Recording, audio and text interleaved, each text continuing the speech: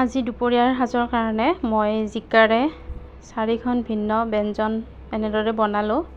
তেনেহ'লে আহকচোন পলম নকৰি ভিডিঅ'টো আৰম্ভ কৰোঁ।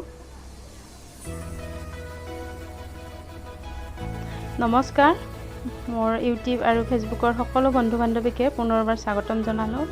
আৰু আজি দুপৰীয়াৰ কাৰণে মই জিকাৰে 4খন এনেদৰে বনাইছিলোঁ বেলেগ বেলেগকৈ। আৰু এইখিনি মই জিকা আৰু আলু দীঘল দীঘলকৈ কাটি লৈছোঁ। এইখিনি মই মাছৰ সৈতে বনাম। আৰু এইখিনি যে দেখিছে এইখিনি মই বেচন দি ফ্ৰাই কৰিম। আৰু এইখিনি সৰু সৰুকৈ টুকুৰা টুকুৰকৈ কাটিছোঁ। এইখিনি মই বেচন দি চব্জি এখন বনাম। আৰু এয়া জিকাৰ বাকলিৰ চাটনি বনাম। আৰু গোটেইখিনি মই কাটি ৰেডি কৰি লৈছোঁ ওচৰত।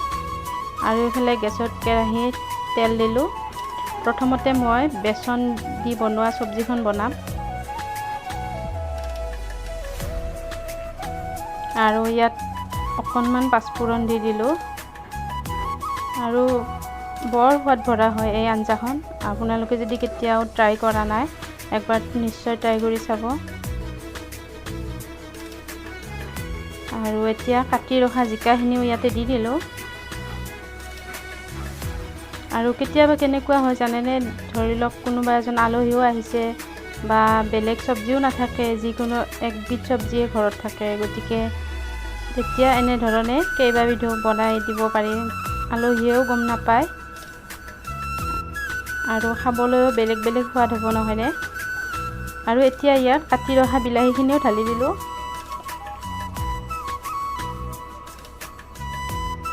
আৰু কম জুইত অকণমান বিলাহীখিনি গলি যোৱালৈকে ভাজি আছোঁ। আৰু জিকাৰ যাতে এক্সট্ৰা পানীখিনি শুহি যায়। আৰু এইফালে ইয়াত 2 চামুচ বেচন লৈছোঁ, অকণমান জিৰাৰ গুড়া, ধনিয়াৰ গুড়া আৰু অকণমান জলকীয়াৰ গুড়া, গোটেইখিনি মই মিহলি কৰি ল'লোঁ। আৰু ইয়াত মই আদা নহৰু বা অন্য মছলা নিদিওঁ, মই এইখিনিৰে বনাম। আৰু এতিয়া এইখিনি মই ঢালি দিলোঁ।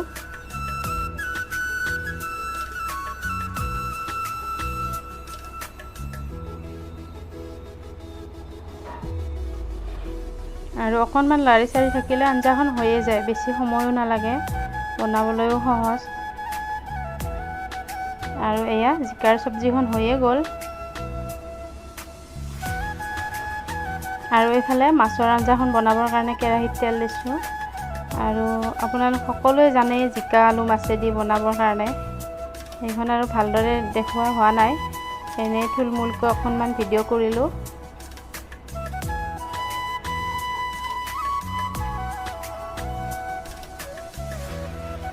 আৰু এইখিনিতো অকণমান পিঁয়াজ, জলকীয়া, আদা নহৰু গোটেইখিনি দি দিলোঁ।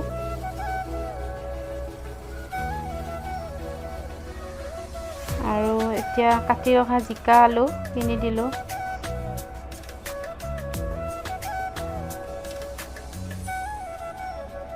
আৰু সোৱাদ অনুযায়ী হালধি, নিমখ এইখিনি দি মই অকণমান সিজিবলৈ দিলোঁ। আৰু অকণমান পানী দি দিলোঁ। এইফালে আঞ্জাখন হ'বৰে হ'ল। আৰু আঞ্জাখন মই নমাই ল'লোঁ। আৰু এইফালে জিকাৰ বাকলিৰ চাটনিখনৰ কাৰণে অকণমান কেৰাহীত তেল দিলোঁ। আৰু বাকলিখিনি মই অকণমান সিজাই লৈছিলোঁ। আৰু তেলখিনিত কেইফুটামান নহৰু আৰু জলকীয়া দি দিলোঁ। আৰু এতিয়া বাকলিখিনি এক্সট্ৰা পানীখিনি যোৱালৈকে মই ভাজি থাকিম। আৰু অকণমান নিমখ আৰু অকণমান হালধি দিলোঁ। অকণমান জিকাৰ বাকলিৰ কেঁচা গোন্ধটো গ'লে ভাল লাগে। এতিয়া মই এইখিনি পটাত ধুনীয়াকৈ মিহি কৰি ল'ম। আৰু এইফালে ফ্ৰাই কৰাৰ কাৰণে গেছত আকৌ তেল দিলোঁ। আৰু জিকাখিনি যে কাটি থৈছিলোঁ টুকুৰা টুকুৰকৈ, সেইখিনি মই ইয়াতে ফ্ৰাই কৰিলোঁ। আৰু এইফালে আজি দুপৰীয়াৰ সাজৰ কাৰণে এনেদৰে সজাই লৈছোঁ। এয়া জিকা মাছৰ আঞ্জা, আৰু এয়া বেচন দি বনোৱা জিকাৰে চব্জি, আৰু এয়া জিকা বেচন দি ফ্ৰাই।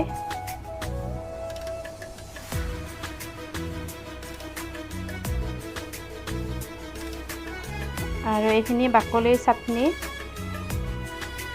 আৰু আজি আমাৰ ঘৰত কেঁচা জলকীয়া নাছিলে, সেইকাৰণে শুকান জলকীয়া দি ল'লোঁ সজাই। আৰু এইফালে মাছৰ মূৰ আছিল অকণমান, আৰু ইয়াত নৰসিংহৰ পাত দি অকণমান ভাজিছোঁ। আৰু এইখন ভাজি মোৰ খুবেই প্ৰিয় হয়। আৰু আজিৰ ভিডিঅ'টো ইমানেই আছিলে, আৰু কেনেকুৱা পালে প্লিজ কমেণ্ট কৰি জনাবলৈ নাপাহৰিব।